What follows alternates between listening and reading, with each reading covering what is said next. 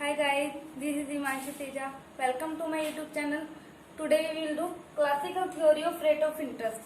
इससे पहले हम waiting theory and productivity theory कर चुके हैं. Let us start. Classical theory of interest. This theory was propounded by Professor Pigou, Professor Marshall and F.H. Knight. ये theory किसने दी? Classical theory of rate of interest professor Pigou ने, Marshall ने and F H. Knight ने. Okay, तो सबसे पहले हम समझते हैं इंटरेस्ट क्या होता है. इंटरेस्ट का मीनिंग. इंटरेस्ट क्या होता है? Payment made for use of capital. अगर हम कैपिटल को यूज कर रहे हैं, कैपिटल को यूज मतलब capital means money, money use कर रहे हैं, किसी से मनी बोरो कर रहे हैं, तो उसके बदले में जो हम उसको पैसे देंगे, पेमेंट करेंगे, वो तो इंटरेस्ट, उससे एक्स्ट्रा मनी. ओके, अब इसका एक एग्जांपल लेते हैं हम कि इंटरेस्ट हम कैसे देते हैं या फिर लेते कैसे हैं जो सप्लाई कर रहा है मनी की. ओके, कोई पर्सन है ए, उसे 5,000 की जरूरत है. ओके, वो बी के पास जाता है, वो कहता है मुझे ना 5,000 रुपये चाहिए. ओके, तो बी कहता है ठीक है चलो मैं आपको 5,000 रुपीज दे दूंगा. ओके, लेकिन फिर मुझे अपनी कंजप्शन कम करनी पड़ेगी, थोड़ी कंजप्शन कम करके तुझे 5,000 रुपये देने पड़ेंगे. ओके, तो ठीक है, लेकिन तुझे कुछ इंटरेस्ट देना पड़ेगा. जो मुझे 5,000 रुपीज तू लेगा वो तो देगा ही, प्लस कुछ पेमेंट देगा एक्स्ट्रा. उसी को हम क्या बोलते हैं? इंटरेस्ट दे रहा है वो, इंटरेस्ट. ओके, आगे हम पढ़ते हैं कि जो classical theory of rate of interest है किसके ऊपर डिपेंड करती है. कुछ रियल फैक्टर्स हैं इसके. कौन कौन से हैं रियल फैक्टर्स? फर्स्ट है प्रोडक्टिविटी. क्लासिकल थ्योरी क्या कहती है कि जो भी पर्सन है कैपिटल को बोरो कर रहा है, किसके लिए बोरो कर रहा है? वो प्रोडक्टिव यूज के लिए बोरो करेगा. क्या करेगा? वो प्रोडक्शन करेगा गुड्स और सर्विसेज का. इस थ्योरी में हम सिर्फ इसी की बात करेंगे, प्रोडक्टिविटी है वो कैपिटल. नेक्स्ट हम बात करेंगे थ्रिफ्ट की. थ्रिफ्ट मीन्स सेविंग, कि कोई पर्सन है सप्लाई कर रहा है मनी की मार्केट में, किसी को दे रहा है उधार पे. ओके, तो वो किससे क्या कर रहा है? सेविंग कर रहा है, इसीलिए वो सप्लाई कर पा रहा है. ये टू थिंग्स के ऊपर ये क्लासिकल थ्योरी डिपेंड होती है, रियल फैक्टर. ओके, अब कुछ लाइव एग्जांपल लेते हैं, प्रैक्टिकल. कोई पर्सन है राम. ओके, उसे 10,000 रुपीज चाहिए. वो बैंक के पास जाता है, किसी और पर्सन के पास जो इन चीजों में डीलिंग करता है. ओके, बैंक के पास जाता है. वो कहता है मुझे 10,000 रुपीज चाहिए. वो कहता है ठीक है 10,000 रुपीज दूंगा, तो प्लस इंटरेस्ट लूंगा मैं कुछ इंटरेस्ट. वो कहता है कि 13% at the rate of 13%. Okay, अब हम आगे ये भी डिसाइड करेंगे रेट ऑफ इंटरेस्ट कैसे डिसाइड करता है, आगे ये पढ़ेंगे. अब 13% वो कैसे ले रहा है? वो कहेगा 8% तो जो मेरे से लोन ले रहा है, अमाउंट बोरो कर रहा है उसके लिए. ओके, 1% किसके लिए ले रहा हूं मैं? Reward of risk. ओके, 2% किसके लिए ले रहा हूं मैं? मैनेजमेंट के लिए. और 2% किसके लिए ले रहा हूं? Reward of inconvenience. ओके, देखो 8% वो जो लोन ले रहा है, ओके, उसके लिए. 1% रिवॉर्ड ऑफ रिस्क. रिस्क मतलब कि अगर उसका personal risk, business risk, business ना चला जिसके लिए उसने बोरो किया, उसके लिए 1% ले रहा है. ओके, 2% किसके लिए रहा है? मैनेजमेंट के लिए. उसे इसकी डीलिंग के लिए पैसे नहीं दे रहा है, ले रहा है, बोरो कर रहा है या लैंड कर रहा है. ओके, किसी चीज में डीलिंग कर रहा है तो उसे अकाउंटेंट रखना पड़ेगा, उसे सैलरी देनी पड़ेगी, इसलिए मैनेजमेंट के लिए 2%. और 2% और किसके लिए? इनकन्वीनियंस के लिए. अगर वो पर्सन को किसी जिस डेट मनी देनी है, रिटर्न करनी है, उस डेट पे नहीं देता, कल दूंगा परस दूंगा ऐसे करता है, उस कन्वीनियंस के लिए 2% ले रहे हैं. ओके, जो 13% है वो क्या है? Gross interest. वो 13% कह रहा है ना, वो तो ग्रोस इंटरेस्ट है हमारा. उसके अंदर ये सब चीजें ऐड है, ये नेट इंटरेस्ट होगा हमारा. ओके, तो ग्रोस इंटरेस्ट में ये सब चीजें इंक्लूड है. ये सब चीजों के लिए वो टोटल इतने 13% पे मनी देगा. ओके, अब हम देखते हैं कि क्लासिकल थ्योरी ऑफ इंटरेस्ट की कुछ अजम्पशंस हैं. किस अजम्पशन से ऊपर वो बेस है? Okay, assumption. हर थ्योरी की कोई ना कोई अजम्पशंस होती हैं, इस थ्योरी की भी हैं. ओके, और फर्स्ट क्या है? फर्स्ट है perfect competition in the market. ये थ्योरी क्या कहती है कि मार्केट में क्या है? परफेक्ट कंपटीशन है, कि जो देर आर मोर देन बहुत सारे हमारे सेलर्स हैं, बहुत सारे हमारे बायर्स हैं, जो क्या कर रहे हैं? सेलर्स सेम ही प्रोडक्ट बेच रहे हैं और सेम ही रेट पे. Okay, perfect competition. नेक्स्ट क्या कह रही है थ्योरी, फुल एम्प्लॉयमेंट है मार्केट में, कि सभी के सभी पर्सन क्या हैं, एम्प्लॉयड है। ठीक है। थर्ड क्या असम्पशन है इसकी, नो चेंज इन इनकम, कि जो भी इंडिविजुअल्स हैं, पर्सन हैं कंट्री में, उनकी इनकम में कोई भी चेंज नहीं आएगा, उनकी इनकम स्टेबल रहेगी, जैसे पहले थी अब भी वैसी रहेगी, बिल्कुल सेम। ओके। फोर्थ क्या है, अभी हमने पढ़ा रियल फैक्टर्स, ये थ्योरी कुछ रियल फैक्टर्स के ऊपर बेस्ड है। ओके।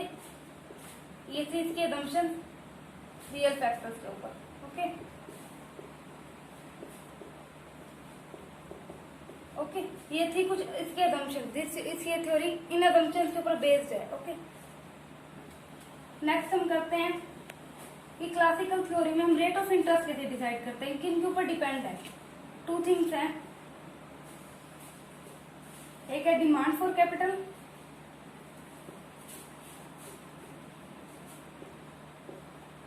ओके, जिसको हम डिनोट करते हैं डी के से, डिमांड फॉर कैपिटल। ओके। एक है supply for capital,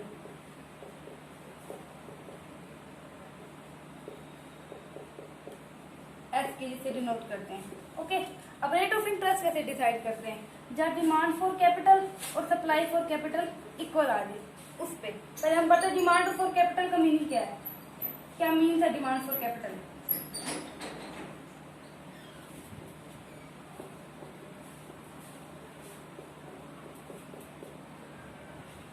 okay. Demand for capital का मतलब क्या है, कि हम कैपिटल की डिमांड कर रहे हैं मार्केट में, इसका मतलब इन्वेस्टमेंट की डिमांड कर रहे हैं। Demand for capital means demand for investment, investment करना चाहते हैं मार्केट में, प्रोडक्टिविटी में, प्रोडक्शन में। ओके।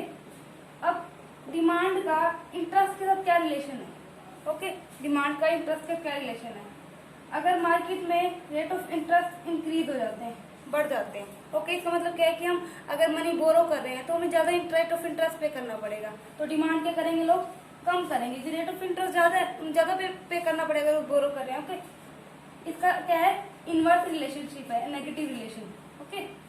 इंटरेस्ट और डिमांड का, अगर रेट ऑफ इंटरेस्ट कम हो जाता है, हमें कम पैसे कम रेट ऑफ इंटरेस्ट पे करना पड़ेगा, अगर हम बोरो कर रहे हैं तो डिमांड क्या हो जाएगी, बढ़ जाएगी। अब इसका एक कर्व देखते हैं, डायग्राम।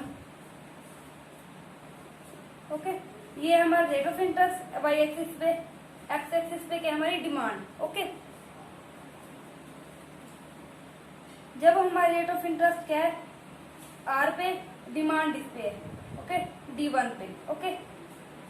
तो ये हो रहा है, अगर हमारा रेट ऑफ इंटरेस्ट कम हो जाता है मार्केट में, तो डिमांड क्या हो रही है, देखो रेट ऑफ इंटरेस्ट कम हो रहा है, R2 पे हो रहा है, तो डिमांड क्या हो रही है, इंक्रीज हो रही है। ओके।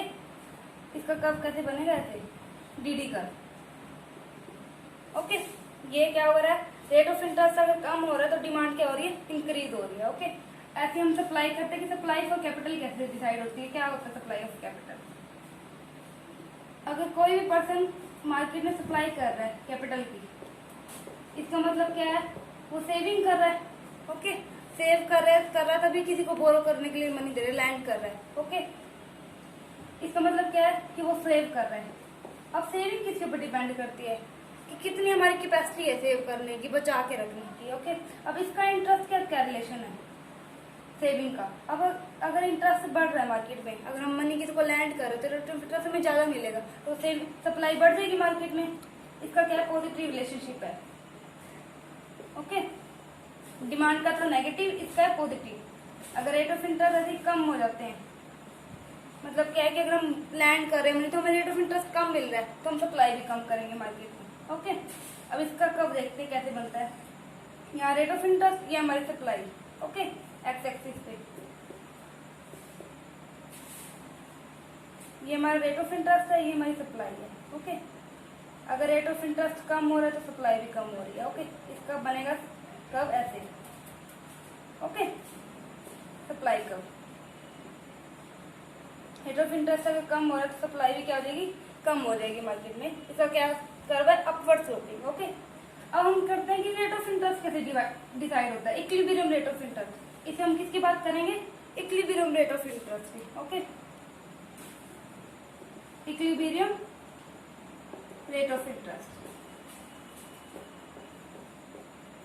अभी हमने क्या पढ़ा था कि डिमांड फॉर कैपिटल और सप्लाई ऑफ कैपिटल जब इक्वल आ जाते तो वहाँ रेट ऑफ इंटरेस्ट हमारा डिसाइड होता है। ओके, अब हम डिमांड का और सप्लाई का कर्व बनाते हैं। देखो ये डिमांड कर्व है हमारा, ओके, डीडी कर्व, ये हमारा सप्लाई कर्व है, हमने भी बनाया था इसको, ठीक है, अपवर्ड स्लोप। अब देखो जहाँ ये दोनों मीट कर रहे हैं, डिमांड और सप्लाई का कर्व, ओके, ठीक है, तो वाई एक्सिस वाला रेट ऑफ इंटरेस्ट होगा और जो एक्स एक्सिस पे होगा वो हमारी सेविंग, ये इन्वेस्टमेंट होगी। ओके, ये हमारा इक्विलिब्रियम रेट ऑफ इंटरेस्ट होगा कि इस रेट ऑफ इंटरेस्ट पे हम मनी बोरो करेंगे या फिर लैंड करेंगे। ओके, अगर हम इसके ये वाला देखिए, देखो एरिया यहाँ क्या है, सप्लाई तो ज्यादा है, ओके, ठीक है, R1 R2 ये R1 ये वाला पॉइंट। ओके, अगर सप्लाई डिमांड से ज्यादा है, मार्केट में सप्लाई ज्यादा है तो रेट ऑफ इंटरेस्ट क्या हो जाएंगे, डाउन हो जाएंगे, पहले वाली पोजीशन में आ जाएंगे। देखो, ठीक है, इस पे, इस वाले पॉइंट पे। ओके, इस पॉइंट पे देखिए, देखो डिमांड क्या है, इस पॉइंट पे डिमांड ज्यादा है लेकिन सप्लाई कम है। मार्केट में डिमांड ज्यादा है लेकिन उस चीज की सप्लाई ही कम है, तो रेट ऑफ इंटरेस्ट क्या हो जाएंगे, अप हो जाएंगे, ज्यादा हो जाएंगे, ये उसी पोजीशन पे आ जाएंगे इक्विलिब्रियम रेट ऑफ इंटरेस्ट पे। ओके, ये था हमारा इक्विलिब्रियम रेट ऑफ इंटरेस्ट, हम कैसे डिसाइड करते हैं हमारा मार्केट का। ओके, अब इस थ्योरी के कुछ पॉइंटों पे क्या कहते हैं, क्रिटिसाइज किया गया है। कुछ इकोनॉमिस्ट क्या कहते हैं कि ये थ्योरी कुछ पॉइंटों पे गलत है। देखो किस पॉइंट पे क्रिटिसाइज किया गया है, क्रिटिसिज्म पढ़ते हैं इसकी कुछ। ओके, फर्स्ट क्या है, फुल एम्प्लॉयमेंट, जो इन्होंने कहा फुल एम्प्लॉयमेंट अनइलास्टिक असम्पशन है, ठीक है। उन्होंने कहा है कि मार्केट में क्या है, असम्पशन लेके चल रहे हैं कि फुल एम्प्लॉयमेंट है, लेकिन एक्चुअल में ऐसा तो नहीं होता, ओवर एम्प्लॉयमेंट भी होती है, अंडर एम्प्लॉयमेंट भी होती है, तो फुल एम्प्लॉयमेंट तो होती ही नहीं है किसी भी स्टेट में, किसी भी जगह पे। ओके, तो ये इसकी असम्पशंस इन्होंने ली थी लेकिन ये गलत है, क्रिटिसाइज किया गया है कुछ इकोनॉमिक्स द्वारा। ओके, नेक्स्ट क्या है, इनडेटरमिनेट थ्योरी है, इसको अच्छे से डिफाइन ही नहीं किया गया थ्योरी। कुछ इकोनॉमिक्स कहते हैं कि हाँ, इस थ्योरी को हमें नहीं बताती कि डिमांड फॉर कैपिटल और सप्लाई ऑफ कैपिटल इक्वल हो जाएगी तो हम रेट ऑफ इंटरेस्ट वही डिसाइड हो जाएगा, इक्विलिब्रियम रेट ऑफ इंटरेस्ट। लेकिन ये कई इकोनॉमिक्स क्या कहते हैं ये इनडेटरमिनेट है, अच्छे से डिफाइन नहीं किया गया कैसे होगा, मार्केट में हर जगह होगा, कहाँ होगा। ओके, तो इन्होंने ये कहा। थर्ड क्या इन्होंने कही कि जो इन्होंने क्या किया, इग्नोर किया है, ignore the boring for consumption, for consumption. इन्होंने क्या कहा है कि कोई भी पर्सन है बोरो कर रहा है मनी, किसके लिए कर रहा है, प्रोडक्टिव यूज के लिए कर रहा है कि वो उसने प्रोडक्शन करना है गुड्स और सर्विसेज का, ठीक है। लेकिन वो क्या कर रहा है, कंजप्शन के लिए भी तो कई लोग कंजप्शन पर्पज के लिए तो कोई लोग बोरो करते हैं मनी, उसको तो इसने पूरी तरह से इग्नोर कर दिया। कंजप्शन की तो कोई इसने बात ही नहीं की, कंजप्शन करनी है हमें, हमारे पास पैसे कम है तो हम क्या कर रहे हैं, बोरो कर रहे हैं। ओके, तो ये कुछ क्रिटिसिज्म की गई है कुछ इकोनॉमिक्स द्वारा कि वो क्या कहते हैं ये थ्योरी क्या है, गलत है कुछ पॉइंटों पे। ओके, तो thank you for watching this video. I hope you clear this all and don't forget to like, subscribe and share my channel. Okay.